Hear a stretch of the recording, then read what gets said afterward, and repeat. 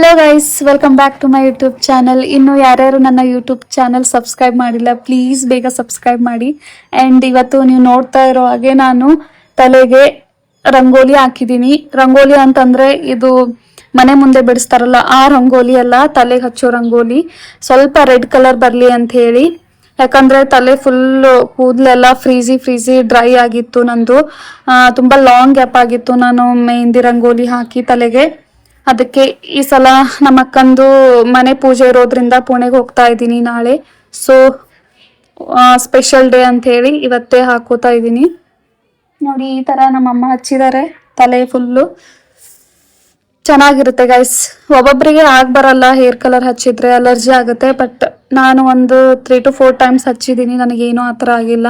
And black colour ಏನಕ್ಕೆ ಹಚ್ಚಿಲ್ಲ ಅಂತಂದರೆ ಅದು ನನಗೊಂಚೂರು ಇಷ್ಟ ಇಲ್ಲ. ನನಗೆ ಒಂಚೂರು ಮ್ಯಾಚ್ ಆಗಲ್ಲ, ಅದು ಒಂಥರ ನ್ಯಾಚುರಲ್ ಲುಕ್ಕೇ ಕೊಡಲ್ಲ. ಅದಕ್ಕೆ ನನಗೆ ಇದು ರೆಡ್ ಕಲರೇ ಇಷ್ಟ ಆಗಿದೆ ಅಂಥೇಳಿ ಇವತ್ತು ರೆಡ್ ಕಲರೇ ಹಾಕಿದ್ದೀನಿ. ಆ್ಯಂಡ್ ಏನು ಗೊತ್ತಾ ಗೈಸ್, ಇದು ಒಂದು ಫುಲ್ ಡ್ರೈ ಆಗೋವರೆಗೂ ಬಿಡಬೇಕು. ಫುಲ್ ಡ್ರೈ ಆದಮೇಲೆ ವಾಶ್ ಮಾಡಬೇಕು, ಇಲ್ಲ ಅಂತಂದರೆ ಅಷ್ಟು ಕಲರ್ ಕೊಡಲ್ಲ ಇದು ತಲೆ ಕೂದಲಿಗೆ. ಫುಲ್ 2 hours ಆದರೂ ಆಗಲಿ 3 hours ಆದರೂ ಆಗಲಿ ಫುಲ್ಲು ಡ್ರೈ ಆದಮೇಲೆ ನಾನು ವಾಶ್ ಮಾಡ್ತೀನಿ ಯಾವಾಗಲೂ. ಆ್ಯಂಡ್ ನಿಮ್ಗೆ ತೋರಿಸ್ತೀನಿ ಗೈಸ್ ಯಾವ ಥರ ರಿಸಲ್ಟ್ ಇದೆ ಇದ್ರದಿಂದ ಅಂತ. ಬಿಸಿಲಲ್ಲಿ ತುಂಬ ಚೆನ್ನಾಗಿ ಕಾಣಿಸುತ್ತೆ, ಇವಾಗ ನೆರಳಿರೋದ್ರಿಂದ ಅಷ್ಟು ನಿಮಗೆ ಗೊತ್ತಾಗಲ್ಲ ವಾಶ್ ಮಾಡಿ ತೋರಿಸಿದ್ರು. ಸೊ ನೆಕ್ಸ್ಟ್ ಟೈಮ್ ಯಾವಾಗಾದರೂ ಬಿಸಿಲಿದ್ದಾಗ ನಿಮಗೆ ಅದರದ್ದು ವಿಡಿಯೋ ಮಾಡಿ ತೋರಿಸ್ತೀನಿ ಯಾವ ಥರ ಬಂದಿದೆ ಕಲರು ಹೇರ್ಸ್ಗೆ ಅಂತ. ತುಂಬ ಚೆನ್ನಾಗಿರುತ್ತೆ ಗೈಸ್. ಎಲ್ಲರೂ ಹಾಕಿ ಅಂತ ಹೇಳಲ್ಲ, ಯಾಕಂದರೆ ಒಬ್ಬೊಬ್ಬರಿಗೆ ಅದು ಅಲರ್ಜಿ ಇರುತ್ತೆ. ಸೊ ಇಫ್ ನಿಮಗಿಷ್ಟ ಆದರೆ ನೀವು ಹಾಕ್ಬಹುದು, ಇಷ್ಟ ಇಲ್ಲ ಅಂತಂದರೆ ಪರವಾಗಿಲ್ಲ. ಆ್ಯಂಡ್ ಗೈಸ್, ಈ ವ್ಲಾಗಲ್ಲಿ ನಾನು ಏನು ತೋರಿಸ್ತೀನಿ ಅಂತಂದರೆ, ಪುಣೆಗೆ ಹೋಗ್ತಾ ಇದ್ದೀವಿ ಅಲ್ವಾ, ನಾನು ನಮ್ಮಮ್ಮ ಮತ್ತು ನಮ್ಮ ಅಕ್ಕನ ರಿಲೇಟಿವ್ಸು ಅವ್ರ ಹಸ್ಬೆಂಡ್ ರಿಲೇಟಿವ್ಸ್ ಎಲ್ಲ ಬರ್ತಾ ಇದ್ದಾರೆ. ಅವಳು ನಮಗೋಸ್ಕರ ಟ್ರೈನ್ ಟಿಕೆಟ್ ಬುಕ್ ಮಾಡಿದ್ದಾಳೆ. ಸೊ ಅದೆಲ್ಲ ತೋರಿಸ್ತೀನಿ ನಿಮಗೆ. ಪುಣೆಗೆ ಹೋದ್ಮೇಲೂ ಅವ್ರದ್ದು ಹೋಮ್ ತೋರಿಸ್ತೀನಿ, ನ್ಯೂ ಹೌಸ್ ತೋರಿಸ್ತೀನಿ. ಜಾಸ್ತಿ ಡಿಟೇಲ್ ಆಗಿ ತೋರಿಸಿಲ್ಲ ಅಂತಂದ್ರು ಎಷ್ಟಾಗುತ್ತೆ ಅಷ್ಟು ತೋರಿಸ್ತೀನಿ. ಆ್ಯಂಡ್ ನಾವು ಪುಣೆಗೆ ಹೋಗೋಕ್ಕಿಂತ ಮುಂಚೆ ಏನೇನು ತೊಗೊಂಡು ಹೋಗ್ತೀವಿ, ಏನೇನು ಪ್ರಿಪ್ರೇಷನ್ ಇರುತ್ತೆ, ಅದೆಲ್ಲ ಈ ವ್ಲಾಗಲ್ಲಿ ನಿಮಗೆ ತೋರಿಸ್ತೀನಿ. ಸೊ ಈ ವಿಡಿಯೋ ಹೇಗಿದೆ ಅಂತ ನೋಡ್ಕೊಂಡು ಬನ್ನಿ, ಓಕೆನಾ ಗೈಸ್. ನಾ ಹೆಡ್ ವಾಶ್ ಮಾಡಿದ್ದೆ ನೋಡ್ರಿ, 1/2 hour ಮುಂಚೆನೇ ಹೆಡ್ ವಾಶ್ ಮಾಡಿದ. ಫುಲ್ಲು ಫ್ರೆಶ್ ಅಪ್ ಆಗಿಂದೆಲ್ಲ ಹೋಗ್ಯದ. ಯಾಕಂತಂದ್ರೆ ಇಷ್ಟೊತ್ತು ಪ್ಯಾಕಿಂಗ್ ಮಾಡಿದ, ಏನೇನು ನೆಸಸರಿ ಅವ, ಏನೇನು ತೊಗೋಬೇಕು ಅಂತೆಲ್ಲ ಎಲ್ಲ ಪ್ಯಾಕಿಂಗ್ ಆಗ್ಯವ. ಜಸ್ಟ್ ಟ್ರಾಲಿದಾಗ ಫಿಲ್ ಮಾಡೋದದ ಅಷ್ಟೇ. ಆ್ಯಂಡ್ ನಾ ಏನೇನು ತೊಗೊಂಡಿದ್ದ ಅಂಥೇಳಿ ತೋರಿಸ್ತಾ ಬನ್ನಿ. ನೋಡ್ರಿ ಗೈಸ್, ಈ ಕವರ್ದಾಗೆಲ್ಲ ಕರೆಕ್ಟಾಗಿ ಆರ್ಗನೈಸ್ ಮಾಡಿದ. ಯಾರ್ಯಾರಿಗೆ ಏನೇನು ಹಾಕೋಬೇಕು ಅಂಥೇಳಿ ಎಲ್ಲ ಪ್ಲ್ಯಾನ್ ಮಾಡಿ ಕರೆಕ್ಟ್ ಸಪ್ರೇಟ್ ಕವರ್ ಮಾಡಿದ. ಇದು ನಮ್ಮ ಮಮ್ಮಿದ ಕವರ್ ಅದ. ಅಲ್ಲಿಗೆ ಹೋದ್ಮೇಲೆ ಅಕ್ಕಿಗೆ ಹಾಕೊಳಕ್ಕೆ ಅಂಥೇಳಿ ಫುಲ್ ಎಲ್ಲ 3-4 ಸೀರೆ ತೊಗೊಂಡಾಳೆ ಇದ್ರಾಗ.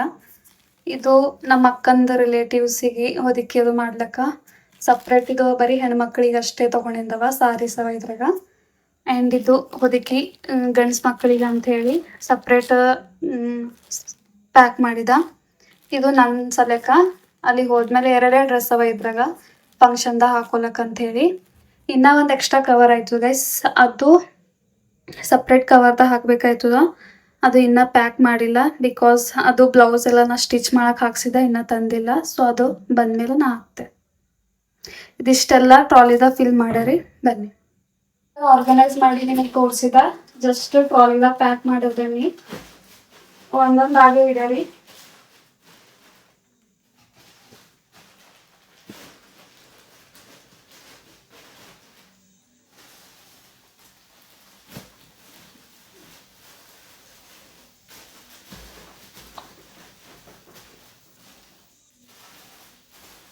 ಈ ಥರ ಇಡೋದು.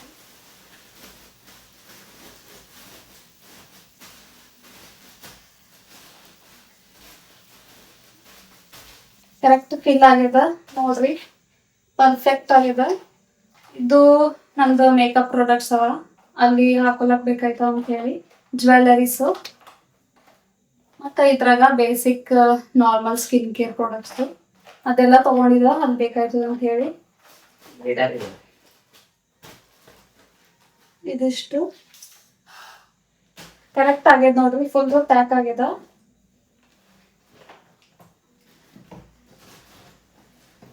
ಈ ತರ ಬಿಗ್ ಸೈಜ್ ಟ್ರಾಲಿ ತಗೊಂಡ್ರು ಎಲ್ಲ ಹಿಡಿತಾವ್ ಕರೆಕ್ಟು, ಭಾಳ ಯೂಸ್ ಆಯ್ತು. ಓಕೆ ಗೈಸ್, ಇದು ಪ್ಯಾಕಿಂಗ್ ಆಯ್ತು.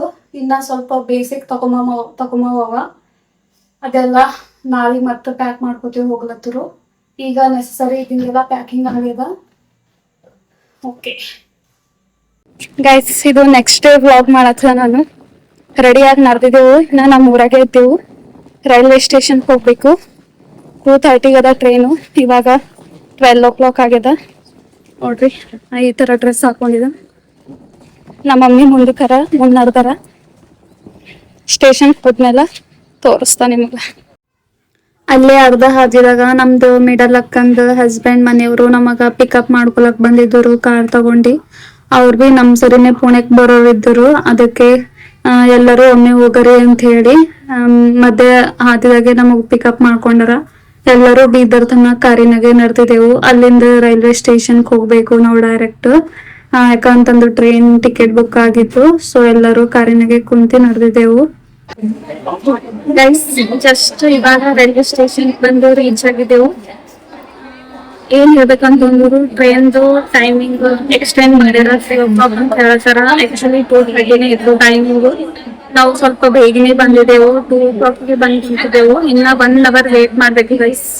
ರಿಯಲಿ ಏನ್ ಮಾಡ್ಬೇಕು ಗೊತ್ತಾಗ್ತದ. ಬಟ್ ಬೇರೆ ಗೈಸ್ ವೇಟ್ ಮಾಡ್ಲೇಬೇಕು. ಅಂಡ್ ಏನ್ ಗೊತ್ತಾ ಗೈಸ್, ಭಾಳ ಎಕ್ಸೈಟೆಡ್ ಇದ್ದಾನೆ. ಯಾಕಂತಂದ್ರೆ ಫಸ್ಟ್ ಟೈಮ್ ನಾ ಪುಣೆಗೆ ನಡೆದಿದ್ದ.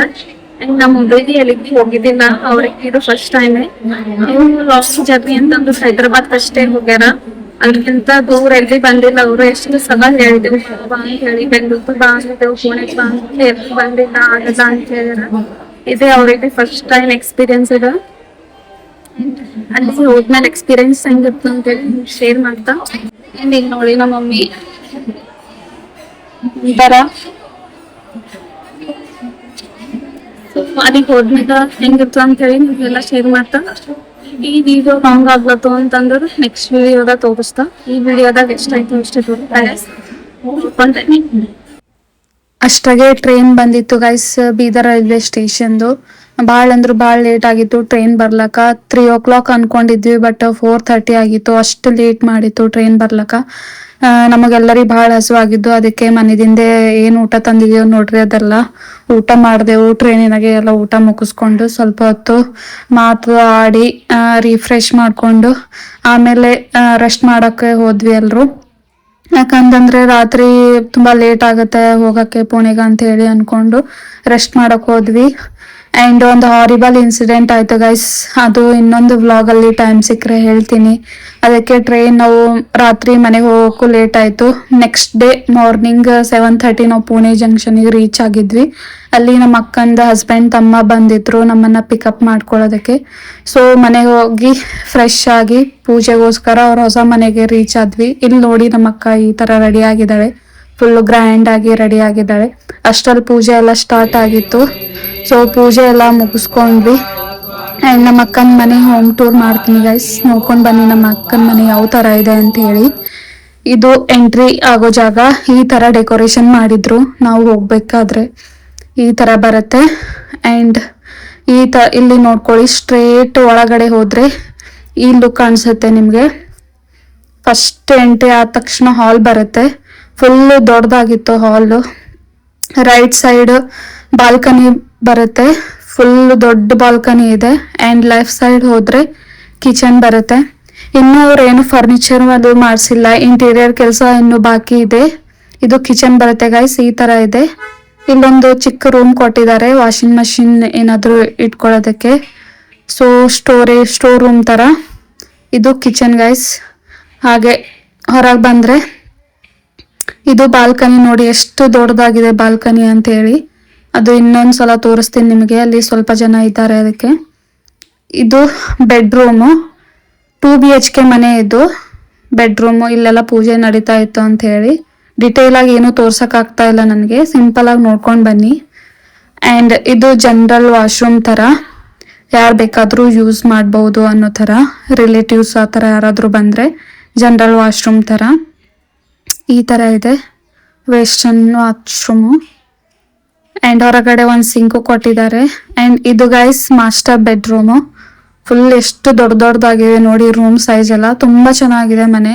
ಇಲ್ಲೊಂದು ಕೊಟ್ಟಿದ್ದಾರೆ ಬಾಲ್ಕನಿ ವ್ಯೂ ಅಂತೂ ಅಲ್ಟಿಮೇಟ್ ವ್ಯೂ ಇತ್ತು. ಆ್ಯಂಡ್ ಇಲ್ಲಿ ಹೋದ್ರೆ ವಾಶ್ರೂಮ್ ಬರುತ್ತೆ, attached washroom with bathroom. Full ಎಲ್ಲ ಚೆನ್ನಾಗಿತ್ತು ಫೆಸಿಲಿಟಿ ಎಲ್ಲ, ರೂಮ್ ಎಲ್ಲ ದೊಡ್ಡ ದೊಡ್ಡ ಸೈಜಲ್ಲಿತ್ತು. ಇಷ್ಟೇ ಗೈಸ್. ಆ್ಯಂಡ್ ಈ ವ್ಯೂ ನೋಡಿ, ಫುಲ್ ಪುಣೆ ಕಾಣಿಸುತ್ತೆ ಹೊರಗಡೆ ಬಾಲ್ಕನಿ ಹತ್ರ ನಿಂತ್ಕೊಂಡು ನೋಡಿದ್ರೆ. ಆ್ಯಂಡ್ ಬಾಲ್ಕನಿ ಅಂತೂ ತುಂಬ ದೊಡ್ಡ ದೊಡ್ಡ ಸೈಜಲ್ಲಿತ್ತು. ಫುಲ್ಲು ಒಂದು ರೂಮ್ ಸೈಜ್ ಬಂದಿದೆ ನೋಡಿ ಬಾಲ್ಕನಿ, ಎಷ್ಟು ಚೆನ್ನಾಗಿದೆ. ಇದು ಏನೂ ಡೆಕೋರೇಷನ್ ಮಾಡಿಸಿಲ್ಲ, ಅಷ್ಟು ಇವಾಗಲೇ ಚೆನ್ನಾಗಿ ಕಾಣಿಸ್ತಾ ಇದೆ. ಇನ್ನು ಇಂಟೀರಿಯರ್ ಎಲ್ಲ ಕೆಲಸ ಆದಮೇಲೆ ಇನ್ನೂ ಚೆನ್ನಾಗಿ ಕಾಣಿಸುತ್ತೆ ಅಂತ ಅಂದ್ಕೊಂಡಿದ್ದೀವಿ, ನೋಡಬೇಕು. ಆ್ಯಂಡ್ ನಮ್ಮ ಅಕ್ಕನ ಮಗ ಗೈಸ್ ಅಂಶ್ ಅಂತ ಹೇಳಿ ನಾವೆಲ್ಲರೂ ಶಂಭು ಅಂತ ಕರಿತೀವಿ. ಆ್ಯಂಡ್ ನಾನು ಈ ಥರ ರೆಡಿ ಆಗಿದ್ದೆ, ಸಿಂಪಲ್ ಬ್ಲ್ಯಾಕ್ ಸ್ಯಾರಿ ನಿಮಗೆ ತೋರಿಸಿದ್ನಲ್ಲ ಅದು ಹಾಕ್ಕೊಂಡು. ಆ್ಯಂಡ್ ಪೂಜೆ ಎಲ್ಲ ಮುಗಿಸ್ಕೊಂಡ್ವಿ. ನಮ್ಮದು ಅಂಶ್ಗೆ ಹಸಿವಾಗ್ತಿತ್ತು ಅಂತ ಹೇಳಿ ಗಂಜಿನ ಸ್ವಲ್ಪ ಕುದಿಸಿ ತಿನ್ನಿಸ್ತಾ ಇದ್ವಿ. ಅವನಿಗೆ ಹಸಿವು ತಡೆಯೋಕ್ಕಾಗಲ್ಲ, ಅಳ್ತಾ ಇರ್ತಾನೆ ಹಸಿವಾದ್ರೆ. ಅದಕ್ಕೆ ಅಲ್ಲೇ ಹೊಸ ಮನೆಯಲ್ಲೇ ಗಂಜಿ ಪ್ರಿಪೇರ್ ಮಾಡ್ತಾ ಇದ್ದೀನಿ. ಆ್ಯಂಡ್ ನಮ್ಮ ಮಮ್ಮಿದು ಫೋಟೋಶೂಟ್ ಒಂದೆರಡು ಪಿಕ್ಸ್ ತೆಗಿ ಅಂತ ಹೇಳಿದ್ರು. ಅದಕ್ಕೆ ನಮ್ಮ ಮಮ್ಮಿನ ಅಲ್ಲಿ ನಿದ್ರಿಸ್ಬಿಟ್ಟು ಪಿಕ್ಸ್ ತೆಗಿತಾ ಇದ್ದೆ. ಹಾಗೆ ಒಂದೆರಡು ಚೆನ್ನಾಗಿ ಕಾಣಿಸ್ತಾ ಇದ್ದಾರೆ. ಆ್ಯಂಡ್ ಫಂಕ್ಷನ್ಗೆ ಏನು ಊಟ ಮಾಡಿದ್ರು ಅಂದರೆ ಎಣ್ಣೆಗಾಯಿ, ಬದನೆಕಾಯಿ, ಪನ್ನೀರ್ ಕರಿ, ಜಾಮೂನ್, ಚಪಾತಿ, ಹಪ್ಪಳ ಮತ್ತು ಸಲಾಡ್, ಪೂರಿ, ಗೋಬಿ ಮಂಚೂರಿ ತುಂಬ ಚೆನ್ನಾಗಿತ್ತು. ರೈಸ್, ಕರಿ ಎಲ್ಲ ಚೆನ್ನಾಗಿತ್ತು ಗೈಸ್, ಸಖತ್ತಾಗಿತ್ತು ಊಟ ಅಂತೂ. ಆ್ಯಂಡ್ ಇಲ್ಲಿ ನೋಡಿ ಗೈಸ್, ನಮ್ಮ ಅಕ್ಕ ನಮ್ಮ ಮಮ್ಮಿ ನಾನು ಆಡಿಸ್ತೀನಿ, ನಾನು ಮಲಗಿಸ್ತೀನಿ ಅಂತ ಹೇಳಿ ಜಗಳ ಆಡ್ತಾ ಇದ್ದಾರೆ ನಮ್ಮ ಅಂಶಿಗೆ. ಸೊ ಅಟ್ ಲಾಸ್ಟಲ್ಲಿ ನಮ್ಮ ಅಕ್ಕನೇ ಸೋತೋದ್ರು, ನಮ್ಮಮ್ಮ ಬಿಡಲ್ಲ, ಅವರೇ ಮಲಗಿಸೋದು ನಮ್ಮ ಅಂಶನ ಯಾವಾಗಲೂ. ತುಂಬ ಕಿರಿಕಿರಿ ಮಾಡ್ತಾ ಇದ್ದ. ಅವನಿಗೆ ಫಂಕ್ಷನಲ್ಲಿ ಎಲ್ಲರೂ ಬಂದಿರೋದ್ರಿಂದ ಒಂಥರ ಇದು ಆಗ್ತಾ ಇತ್ತು, ಅವನಿಗೆ ಇರಿಟೇಟ್ ಆಗ್ತಾ ಇತ್ತು.